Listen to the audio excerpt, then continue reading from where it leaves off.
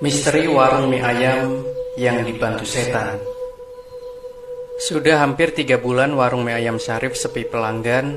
Jika pedagang-pedagang lain biasanya sibuk melayani pelanggan yang memenuhi warung mereka untuk makan siang, yang dilakukan Syarif tiap siang hanya melayani 1 hingga 4 orang pelanggan. Sisanya adalah mengusir sekumpulan lalat yang mengganggunya melamun. Syarif sendiri bingung apa yang terjadi dengan bisnisnya. Warung yang ia buka dari uang pensiun sebagai karyawan itu dirasa tidak memiliki masalah. Lokasinya cukup strategis karena tak jauh dari pusat perkantoran, dilengkapi dengan meja dan kursi serta tempatnya yang cukup luas. Adapun soal rasa, Syarif pernah beberapa kali meracik ulang bumbu dari mie ayam buatannya, tapi tetap saja uang belum datang kepada dirinya. Melihat istrinya yang sehari-hari membantu masak dengan sepenuh hati, dan kedua anaknya yang rajin dan berprestasi di sekolah, membuatnya tidak tega untuk melepas usaha ini. Terlebih belum balik modal. Alhasil Syarif memutuskan untuk mengambil jalan terakhir, sebuah jalan yang sebenarnya tidak ingin ia tempuh, tapi himpitan nasib memaksanya. "Mbah, tolong bantu saya agar dagangan mie ayam saya laris," pinta Syarif. Mbah Nana hanya memandanginya sambil tersenyum kecil. Wajah itu seakan menunjukkan bahwa ia memiliki rencana untuk memutar balik nasib Syarif yang memohon kepadanya dengan sungguh-sungguh. "Sekarang kamu bisa pulang, tapi jangan lupa syaratnya. Mie ayam kamu tidak boleh dibawa pulang, dan jangan lupa sesajennya," ucap dukun tua itu. Kalimat tersebut seperti kalimat penenang bagi Syarif. Keputusasaan yang berkobar di dalam dirinya seakan padam dengan janji yang diberikan oleh Mbah Nana. Sehari kemudian, Syarif semangat seakan membuka bisnis itu untuk pertama kalinya. Ia membersihkan meja, kursi, dan peralatan makan, mengisi sambal dan kecap, juga menyediakan varian minuman yang lebih banyak. Pesugihan yang dilakukan Syarif ternyata membuahkan hasil. Ia tidak lagi menghabiskan waktu berdagangnya dengan melamun atau mengurusi lalat, melainkan melayani pelanggannya yang banyak. Orang-orang yang singgah ke warung mie ayamnya semakin banyak setiap harinya. Tidak ada lagi melamun dan mengusir lalat, hanya kerja keras untuk memberikan pelayanan terbaik bagi pelanggan-pelanggannya. Syarif sendiri bingung mengapa nasibnya berubah dengan begitu cepat. Ia tidak merombak resep mie ayamnya ataupun melakukan promosi besar-besaran. Hanya spanduk yang bertuliskan nama warung mie ayamnya. Tapi ia tak terlalu mementingkannya. Yang terpenting bagi dia sekarang adalah bagaimana caranya untuk tetap rutin menyajikan sajen, juga melarang dengan cara baik-baik setiap pelanggan yang datang untuk membungkus mie ayam buatannya. Dalam kurun waktu 3 bulan, pelanggan Syarif semakin banyak.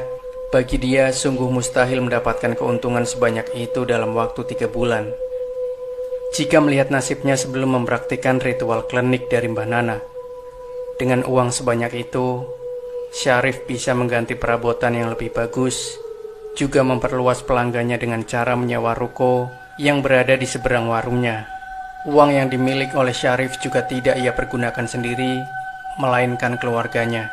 Ia membelikan istrinya banyak pakaian dan tas dengan merek-merek ternama, dan jatah telepon seluler keluaran terbaru untuk ketiga anaknya.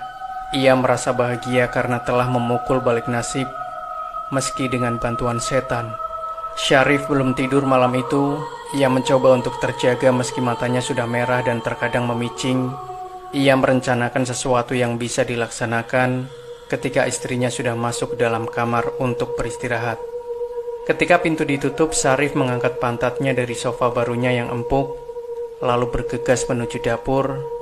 Di hadapan lemari dapur, ia melihat sekeliling untuk memastikan tidak ada istrinya atau anak-anaknya yang ingin mencari makan di kulkas ataupun pergi ke kamar mandi.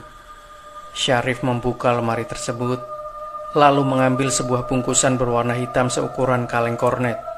Dengan perlahan-lahan, Syarif berjalan masuk ke kamarnya dengan perlahan. Ia membuka pintu lalu mendekati istrinya yang sedang beristirahat. "Selamat ulang tahun," ucap Syarif dengan suara yang cukup keras. Respon sang istri ternyata di luar dugaannya.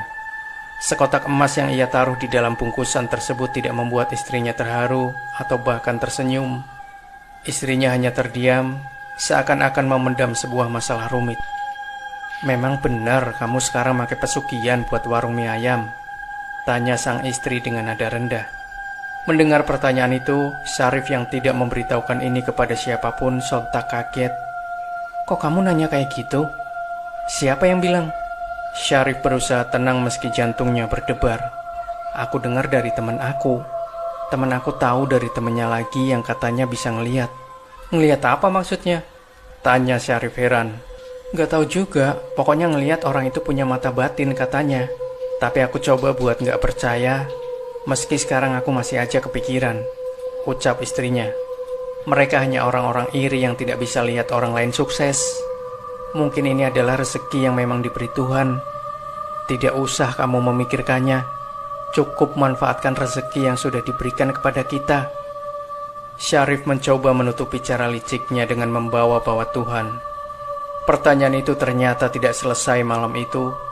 Beberapa hari setelahnya, pertanyaan dari kabar tentang warung mie ayam Syarif yang menggunakan pesugihan semakin nyaring di telinga Syarif dan istrinya. Warung yang biasanya disesaki pembeli semakin kesini semakin sepi. Syarif padahal belum sekalipun melanggar syarat yang diajukan Mbah Nana, tapi tetap saja pendapatannya semakin menurun setelah 4 hingga 5 bulan sebelumnya berlimpah.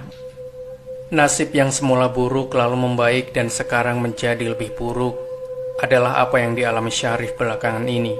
Tentu saja ia kesal, apalagi ketika mendapati hinaan tentang warungnya. Ia tahu bahwa tak sedikit tetangganya yang menyebut mie ayam Syarif dengan sebutan mie ayam lidah. Selang beberapa waktu, hinaan terhadap mie ayamnya malah semakin menjadi-jadi. Jika sebelumnya mie ayam buatan Syarif yang disebut mie ayam lidah, sekarang ada saja yang menyebut mie ayam Syarif diracik oleh setan. Hinaan ini lama-kelamaan tidak membuatnya kesal, tetapi juga bingung. Syarif mencoba tak memikirkannya, karena ia sama sekali tidak merasa telah melakukan perbuatan jahat. Menurutnya, Mbah Nana hanya membantunya untuk memperlancar jalannya rezeki tanpa bantuan setan atau apapun. Pada akhirnya, Syarif kalah juga oleh rasa penasarannya. Tanpa sepengetahuan Mbah Nana, Syarif mencari orang pintar lain untuk membantunya membuka mata batin. Hal ini dilakukan karena ia ingin membuktikan apakah Mbah Nana sesuai dengan apa yang ia percaya, membantunya dengan pesugihan yang memang licik, tapi tidak melibatkan setan di dalamnya.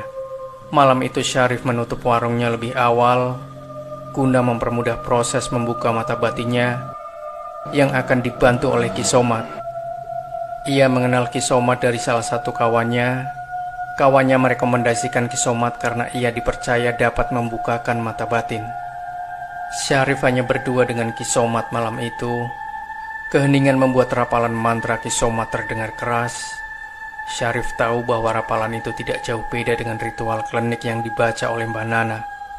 Tapi ia tetap mencoba untuk mempertanyakannya. "Ketika kamu membuka mata, jangan panik, ada saya," ucap Ki Somat. Syarif terkejut dengan pernyataan itu. Ia bertanya-tanya tentang apa yang berada di balik matanya. Setelah membuka matanya, Syarif tak percaya atas apa yang ia lihat. Di gerobaknya terdapat makhluk besar yang sekujur tubuhnya dipenuhi rambut seperti kera. Matanya merah dengan mulut yang seakan-akan tersenyum ke arahnya. Adapun dari mulutnya dipenuhi air liur yang menetes-netes di atas kuali tempat ia merebus mie. Melihat semua itu, Syarif tahu bahwa tidak ada pesugihan yang tidak melibatkan setan. Juga Syarif tahu dari mana asal mula hinaan terhadap mie ayamnya berasal. Demikian sahabat cerita nyata Reborn, sebuah cerita tentang pesugihan, misteri warung mie ayam yang dibantu setan. Jangan lupa nantikan kisah-kisah terbaru dari kami selanjutnya. Sampai jumpa. Wassalamualaikum.